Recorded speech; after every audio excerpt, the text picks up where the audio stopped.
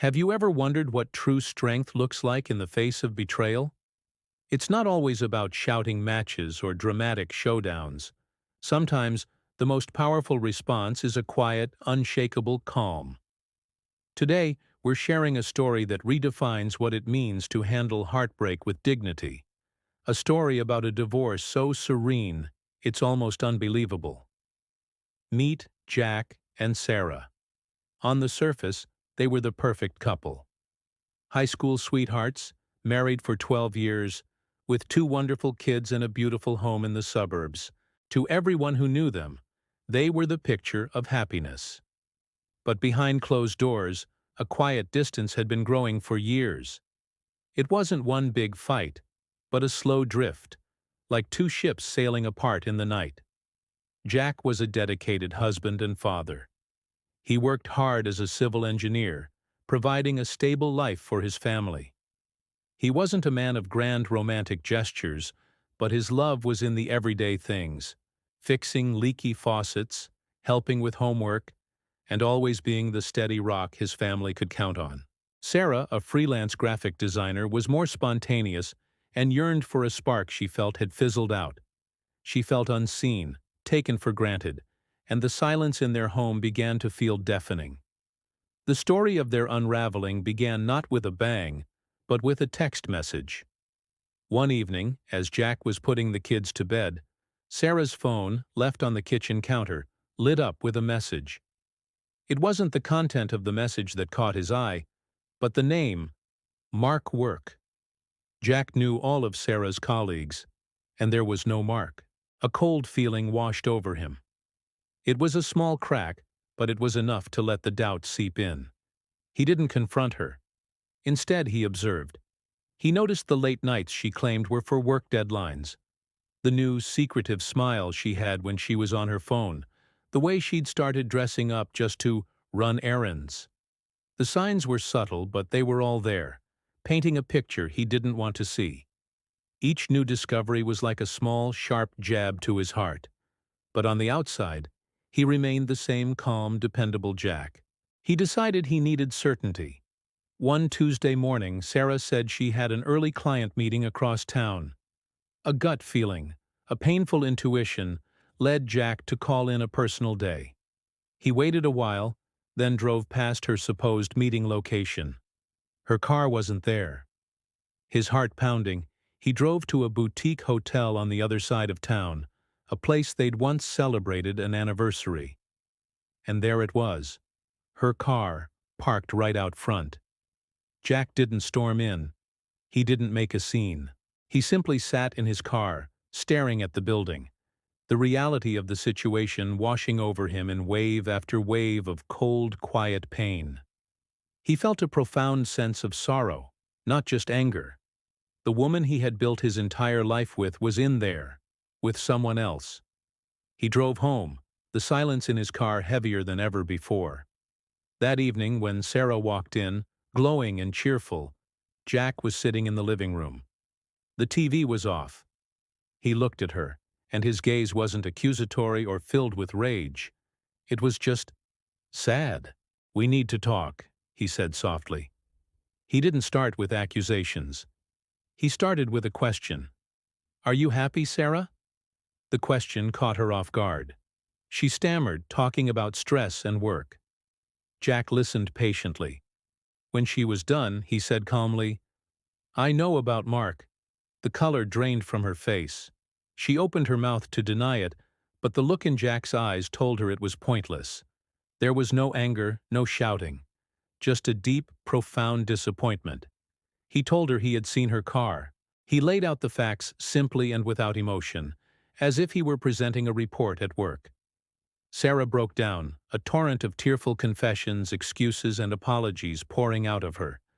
She talked about feeling lonely, about the thrill of the attention, about how it was a mistake. Jack just listened. He didn't interrupt. He let her say everything she needed to say. When the storm of her emotions subsided, he spoke. His voice was steady. "I'm not interested in the details, Sarah.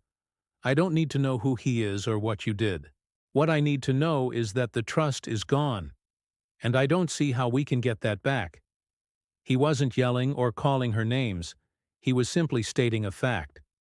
The foundation of their marriage had crumbled. "I think," he continued, taking a deep breath, "that we need to get a divorce." Sarah pleaded, she begged, she promised it would never happen again. But Jack's resolve was firm, not out of anger, but out of a clear, painful understanding that their path together had come to an end. He explained, "This isn't about punishing you, Sarah. This is about accepting reality. We can't build a future on a broken foundation. For our own sake, and for the kids, we need to do this in the most peaceful and respectful way possible." And that's exactly what they did. The days that followed were a masterclass in dignity. Jack moved into the guest room to give them space. They told the children together, framing it not as a failure, but as a change. "Mommy and Daddy love you both very much," Jack explained, "but we've decided it's best for us to live in separate houses so we can be the best parents possible for you." They didn't use lawyers as weapons. They sat at their own kitchen table with a mediator and a pile of financial documents. Jack's approach was astonishingly fair. "You're their mother," he said. "You should stay in the house with the kids. I'll find an apartment nearby." He didn't fight for every last penny. He focused on what was fair, on ensuring Sarah and the children would be secure. His priority wasn't revenge, it was his children's stability. When it came to splitting assets, he was generous. He wanted to ensure the transition was as smooth as possible for everyone. He even helped Sarah with the paperwork, explaining complex financial terms. Friends and family were baffled. They expected drama, anger, and resentment. Instead, they saw two adults handling the end of their marriage with a level of maturity that was almost unheard of. There were moments, of course, when the pain resurfaced. Late at night, alone in his new apartment, the weight of the betrayal would hit Jack. But he never let that bitterness spill over into his interactions with Sarah. He chose a different path. He chose to focus on the future, on being a great co-parent, on healing himself, and on modeling grace for his children. He understood that holding on to anger would only poison his own well. The divorce was finalized in a matter of months, without a single court battle. They established a co-parenting schedule that put the kids first, attending parent-teacher conferences together and celebrating birthdays as a blended family unit. Jack's calm, measured response had diffused a potentially explosive situation. He had taken the ultimate betrayal and refused to let it turn him into a bitter, angry person. So what can we learn from Jack's story? We learn that true strength isn't about how loudly you can roar, but how calmly you can navigate the storm. It's about choosing dignity over drama and respect over revenge. Jack understood that his reaction would define not only his own future, but also the emotional well-being of his children. He turned a heartbreaking end into a dignified new beginning. He lost a wife, but he never lost himself.